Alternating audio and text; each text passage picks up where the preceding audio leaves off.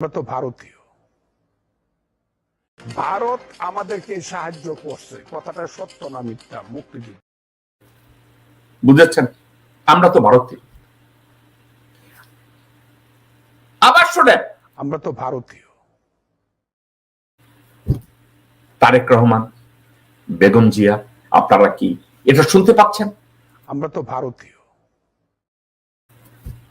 তা আমাদের আর আন্দোলন করার দরকার কি? আমাদের আর দেশ গড়ার দরকার কি? আমাদের আর কোনো কিছু করার দরকার কি? বিএনপি যদি এই কথা বলে, আমরা তো ভারতীয়। বাহ, আমরা তো ভারতীয়। আর একবার বলেন, আমরা তো ভারতীয়।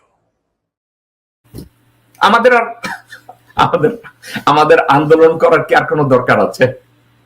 আর একবার শুনবেন, আমরা তো ভারতীয়। এবং এই কথাটা কত উজাড় ভাবে মন, আমরা তো ভারতীয়।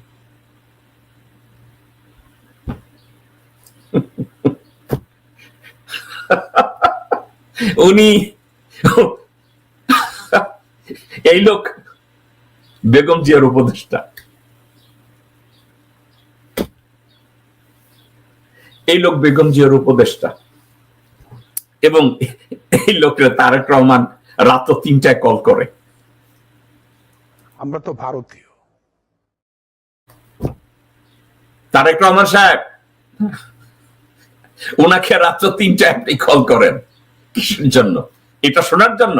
আমরা তো ভারতীয়।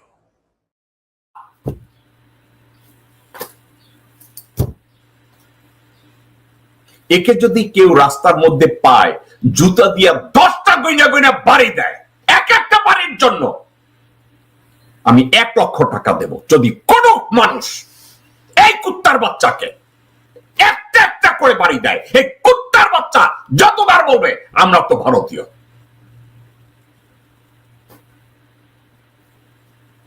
তারেক রহমান সাহেব,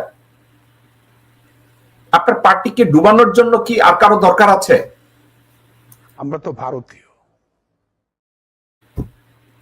এই লোক বেগম জিয়ার উপদেষ্টা নাকি আপনার উপদেষ্টা? আপনি তো আবার এই ধরনের লোকজন নিয়েই বিছানায় ঘুমাইতে পছন্দ করেন, চা খাইতে পছন্দ করেন। ঠিক আছে, এই লোক এখন এই লোকের আর কারো প্রতি কোনো দ্বন্দ্ব নাই। সে টুপি পরা আমার কোন মুসলমান ভাইরে দেখলে ওনার খালি জঙ্গি মনে হয়। দেখেন সে আবার কি বলছে। আমরা তো ভারতীয়। 21শে ফেব্রুয়ারি মেলাটারে বানায় ফেললো, এটা একটা ইস্তেমার মাঠ, জঙ্গিদের একটা কারখানা। ইস্তেমার মাঠ, জঙ্গিদের একটা কারখানা।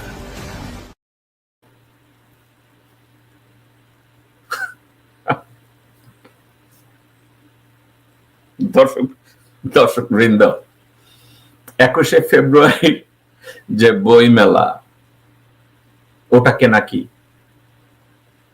কি বানাইছে আবার একটু শুনেন। 21শে ফেব্রুয়ারি মেলাটারে বানায় ফেললো, এটা একটা ইস্তেমার মাঠ, জঙ্গিদের একটা কারখানা। ইস্তেমার মাঠ, জঙ্গিদের একটা কারখানা। দর্শকবৃন্দ, কোন সুস্থ মানসিকভাবে একজন মানুষের, যার প্রজ্ঞা আছে, যার চরিত্র আছে, যার দূরদৃষ্টি আছে, সে ধরনের একজন মানুষ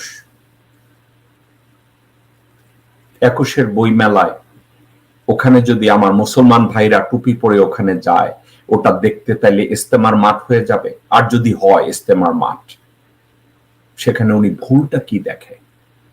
আমি খুশি হব মাদ্রাসার ভাইরা যদি ওখানে যায়, গিয়ে বই পড়ে। What is the issue? ওটা জঙ্গির আক্রা কেন হবে? যে বই মেলার একটা দৃশ্য আপনারা দেখুন। ডক্টর ইউনূস যখন ছদ্মবেশে বইমেলায় আসে, তখন সাধারণ মানুষের ভিড় অন্যরকম, সবাই হতবাক হয়ে গেছে তাকে দেখে।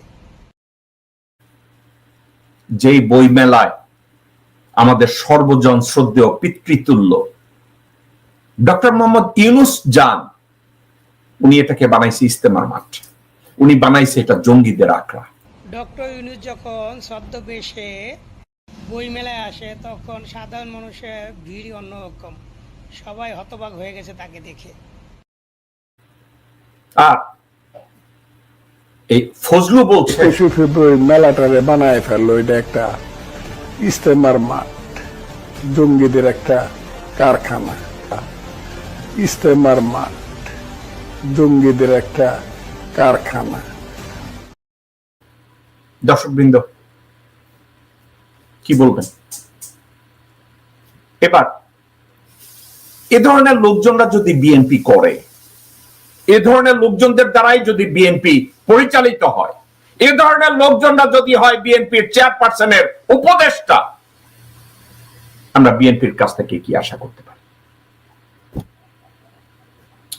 তারা আর্টিফিশিয়াল আন্দোলন করে, আর্টিফিশিয়াল স্লোগান দেয়, আর্টিফিশিয়াল কথা বলে, কিন্তু নিজের পকেটটা ভারী করে, ঢাকা ব্যাংক তৈরি করে, প্রতিদিন প্রতি মাসে 3.5 থেকে 4 কোটি টাকা আয় করে, নিজের ভাইনা কালুরে দিয়া রেলওয়ে নিয়ন্ত্রণ করে, রেলের জমির উপরে বাড়ি বানাইয়া ওখানে বসত বাড়ি বানাইয়া থাকে।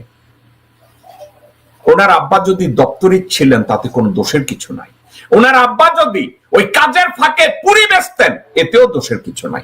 আলহামদুলিল্লাহ, সৎ কাজ করছেন। এখন মির্জা ফখরুল ইসলাম আলমগীর পাকিস্তান, ওটাকে কি বলে, পাকিস্তান মাপ চায় না, মির্জা ফখরুল এটা নিয়ে খুব মাথা খারাপ হয়ে গেল। কেন এটা হইল? এখন অনলাইন অ্যাক্টিভিস্ট সহ জনগণ, আমি বলছি না বিএনপির যে 90 যে লিডাররা আছে, যারা প্রেসিডিয়াম সদস্য, মহাসচিব, এইসব গাবররা, এই ধরনের ইতররা, এরা তো জনগণের পালস তারা বুঝে না। তারা রইল বোকাপাট, তারা রইল বোকাপাট, ভেঙে ফেল পর রেল পাট, রক্ত জমাট শিকল পুজোর ভাষণ বেদি। ওরে ও তরুণ নিশান, ওরে ও তরুণ নিশান, বাজা তোর গলায় বিশাল ধ্বংস নিশান, প্রাচীর প্রাচীর ভেদি। তারা